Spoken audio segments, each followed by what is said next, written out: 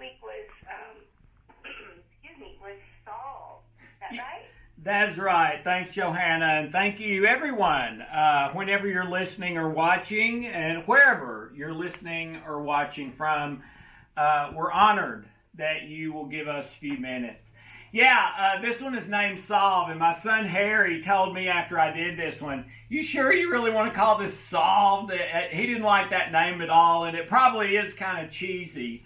But I was trying to get across a point, and the point is this. The biggest issue in the psychology, self-help, I would say religious, spiritual world is your moment-by-moment experience. It's how you feel today. It's like at the end of the day, if someone asks, how was your day? Would you say, it was about normal, 5 on a scale of 0 to 10, or, I had a really good day. It was a 9 on a scale of 10. Usually, if it's a 9 or something like that we're excited about, it's because some circumstances happened that made us feel good, gave us pleasure, or took away pain. But then tomorrow or the next day, it doesn't really carry over, and we've got to start all over again. And of course, sometimes people say, it was a bad day. I need to just chill out tonight. It was a bad day. And all of us have those. But what would you say if on your average day, 0 to 10, when somebody asks you at the end of the day, how was your day? Your average rating was a 6, okay? Let's say your average rating was a 6. What difference would it make in your life if you could go from every day being a 6 to every day being an 8? Just think about that, okay? I've asked a few of my clients that question, and they said, oh boy, that would make a big, if every day, at the end of the day, I could say this was an 8 out of 10, this was a great day, or a really good day, or whatever, that from coming up from just sort of it was okay, nothing really bad, but nothing really great either. That would make a big difference. And I agree. And I kind of went from that in my life, from every day being kind of like a 3 or 4 to every day being like an 8. Okay? So that's what I'm talking about when I say solved, is because the religious, the self-help, the psychology world, even the health medical world has been trying to solve that for hundreds of years. And we've done it with pills, we've done it with seminars, we've done it with books, we've done it with whatever. And I think we've overlooked a critical factor, maybe even the linchpin factor. And it is all the little things during every single day where you have a thought, I should do that. Or, I shouldn't do that. And it's everything from letting your significant other get in the shower first, to changing out the garbage can when it's full, to letting someone into traffic, to not eating 3 bowls of ice cream every day, to exercising a little bit, it's all those things and more. And most people, and I actually tracked this with myself one day, and it was between 30 and 40. Between 30 and 40 times a day, I had a thought, I should either do this or I should either not do that. And less than half the time did I actually do that. The thing I felt like was best for me to do or not to do. Well, here's the deal. Every time you have one of those thoughts, I should do this, and you don't, or I should not do this, and you do, you're punching your stress button. And you go into fight or flight stress from anywhere from 15 minutes to several hours. So if you're like me, and 30 or 40 times a day, you're thinking, I should do this, or I should not do that, but less than half the time you actually do it, you're pushing your stress button 10, 15, 20 times a day. What does that mean? It means you're stressed almost all day. Well, surprise, surprise, that most of us live our life around a 3, 4, 5, or 6 out of 10, not an 8, because we're stressed most of the day. And according to the United States federal government, 90+% of illness and disease comes from stress, but it's not just that. It's feeling bad instead of good. It's anxiety instead of peace. It's sadness instead of joy. Okay? It's kindness instead of anger. So, I believe most people, this statement would be correct. You're doing it to yourself. And if you can start, and a lot of people I work with, and this was true of me too, the big stuff, very often you get right. If you think it's a big deal, you do it, or you don't do it. But all these little things, we think, well, that's not really a sin or anything. That's just a decision. That's just it would be better if I did it, but it's not really wrong if I don't. Well, an ancient manuscript says if you believe something is wrong for you, then it is wrong for you. If you flip that upside down, if you believe you should do something, then you're going against your beliefs if you don't. Okay? So the translation to science is whenever you do that, you're pushing your own stress button. So start prioritizing from the time your feet hit the floor in the morning to live by the spiritual, for love to be your compass, to prioritize even, maybe even especially, those 30 or 40 little decisions every day. And here's my deal that I truly believe. Every time you start doing more of those correctly than you have in the past, you will feel a bump up in how that day went for you. So if at the end of the day you would normally say a 6, you start doing a couple of those little things that you've not been doing in the past, all of a sudden your days are a 7 at the end. Start doing more, you're an 8. More at a 9. Okay? And of course, keep doing the big things right and start doing those right if you're not. But for most people, the thing that gets us tripped up are not the big, huge things. They're these 30 decisions every day that we don't think are that big a deal. Let me tell you, they are a big deal. And if you don't prioritize them like that, they will kill your potentially good day, and they'll do it every day that you don't prioritize them and do what you believe is right, when you believe it's right, how you believe you're supposed to do it. So, and now, I've got to do a post-it note. Some of you are in a place where you can't do that.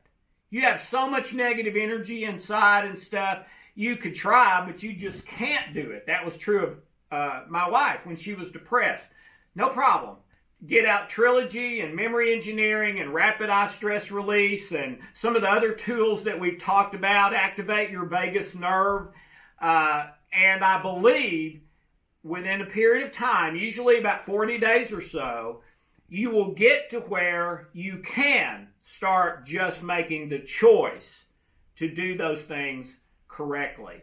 And then that is going to make a major, major difference in your day, and typically every day. So whether totally solved or not, I think at the very least, this can be a major difference maker in your life. Start getting the little things right. That's it for me, Johanna. All right. So if anyone has any questions or would like to comment, you can raise your hand by pressing *2. *2 is going to raise your hand. I'm going to check real quick and see if we have anything on the web. Typed in. Nope. Okay, we have one hand. Let me open your line. It's from Glenn in California. I'm going to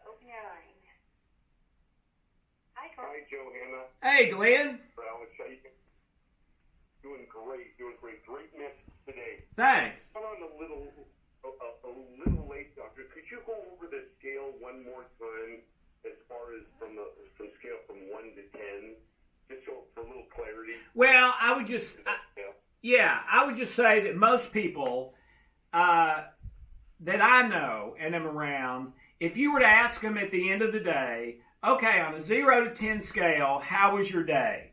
For most people, it's 3 to 6, okay? And on a bad day, 2 or 1, but most days, 3 to 6. When Hope kicked me out of the house, I was probably 3, 4, pretty much every day.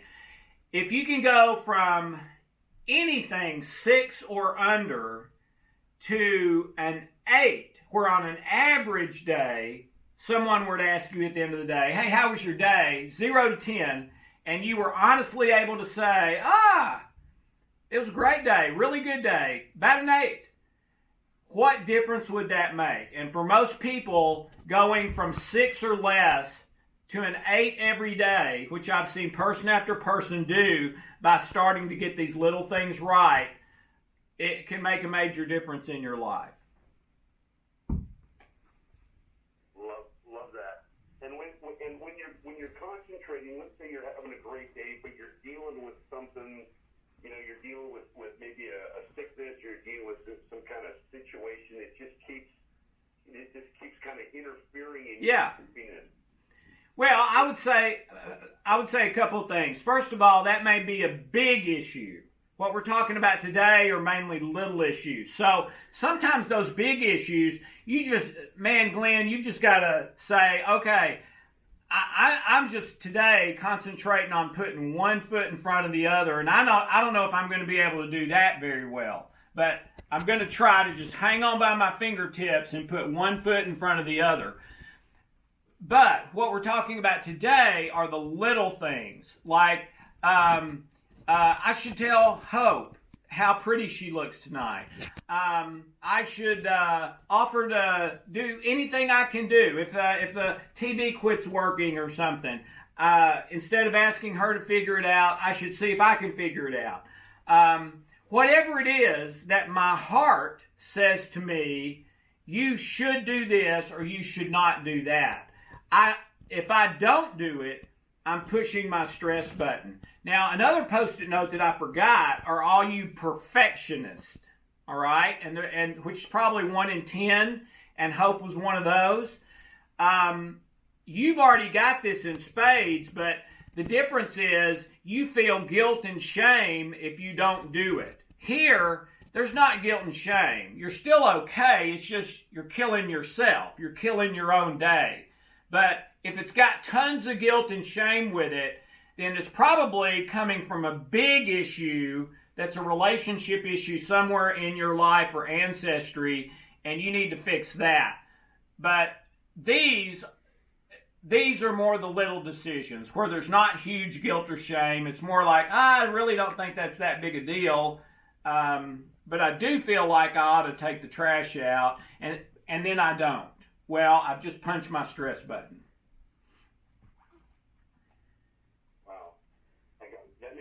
Makes a whole lot of sense. I just view it that it, don't sweat the little things, and ultimately they're all little things. God. Yeah. And that's a fantastic book. But I would say they're not all little things. Some of them are bigger things. Hope had one relationship in her life that was her Titanic. Okay, and she had to work for years on that issue.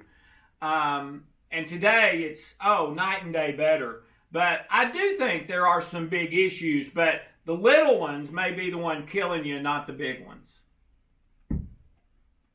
Dr. Alex, one last question. Yeah. In terms of what you said, do you think all of us in our lifetime have a major issue, like a master issue or a master program that we come to this earth to fix or to overcome? I mean, it's like we got a lot of them, but is there one biggie that is like our destiny to overcome or to heal? You know what, Glenn? I really do believe that. I did a thing one time, and I was wondering about all this and thinking, but wait a minute. I've known 4 or 5 people in my life that seemed like they never had a problem with anything. Everything just worked perfectly and was easy, and they never had. And so I contacted every one of those people and asked them. And every one of them laughed when I asked them and said, oh my goodness, yes, I've had things that I didn't even think I was going to survive. They were such big deals, and I've still got some. So, and I believe God did that on purpose. Okay, that's how we grow and learn. And then, if there's no friction against choosing love, then that's not really even a choice. There has to be a relatively equal choice, or it eliminates love, because love requires a choice to not love. Okay? So yeah, I believe every person has their cross to bear, so to speak. Wow, you just popped my cookie. So real love, what you're saying is that real love, it isn't authentic unless there's adversity, or unless there's energy that makes you not want to love, or makes you want to go the other way. Well, I just think it exists that way. It's not that you need to go looking for the adversity or go looking for the negative. It'll find you. But everyone has. My wife and I we'll say this to each other probably once a month. When we're talking about life and other people we know and stuff like that. And that's this. Everybody's got their junk, and they do. So you don't have to go looking for it; it'll find you. But so if you're living and focused in love, don't go off the path to try to find adversity. You don't have to. It'll find you when it's that time for you. It found me, Dr. Alex. It found me. Well, God bless you, Glenn. Thank you. Thank you so much. My pleasure. Have a great week. Okay. We have one more hand up, and this is from someone on Skype. I'm going to unmute your line now. Your line is open. Hi, this is Penny. I have kind of more of a comment. Yeah. Very interesting, the synchronicity, because earlier this week, I had been dealing all day long with this problem that had to be unraveled and has taken months to unravel, all because I didn't double check something to make sure it got done. Yeah, so a little thing came back and bit you in the rear, you're saying. Exactly, and so I thought, from now on, I need to kind of, build from there as I thought of the whole kind of big scenario. And I thought, instead of putting things off or avoiding things, my thought process was, from now on, I need to decide, am I choosing this because it's the best thing, or it's the right thing, or am I choosing it because it's easier? Like, something or doing something else. And so then when I didn't think I was going to be able to be on the call, and all of a sudden something happened, and I'm like, oh, when I tapped the one touch dial, and here you are saying this even deeper, whole layer to that, of how even the little things stress. But that's a more practical thing. I'm probably kind of more where hope was back then, but it is harder for me to choose to do what needs to be done and the right thing, but this has been really helpful, so I just wanted to comment on that synchronicity, so thank you. Well, thank you so much for sharing that, and you brought something out that I forgot to say, and it's really important, and that is that typically the reason we don't get the little things right, even though we feel them and think them, is because it's not the easiest path. The easiest path is to not do the garbage right now. The easiest path is to is to, go on to work because I'm already late. The easiest thing is not to let the person in traffic. The easiest thing is to yell back when somebody yells at me, okay? It's harder to do what you believe you should do when you believe you should do it. But as this lovely young lady just brought out, the problem is very frequently, I would even say most of the time, these things will come back around and bite you in the rear, so that taking the easy way out ends up being the much, much harder way down the road. So if you can reverse that and say, okay, I'm going to do what I believe is right and best now, even if it's harder, you're going to make your future much easier. Great comment. Thank you so much.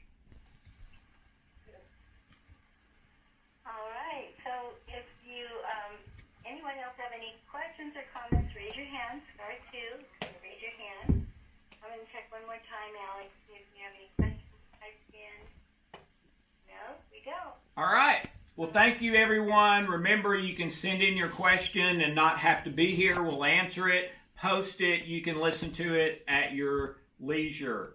But please, let's start talking in our lives about these important issues and help each other be happier and healthier every single day. Thank you, Johanna. I'm going to bug out. I love you. Thank you.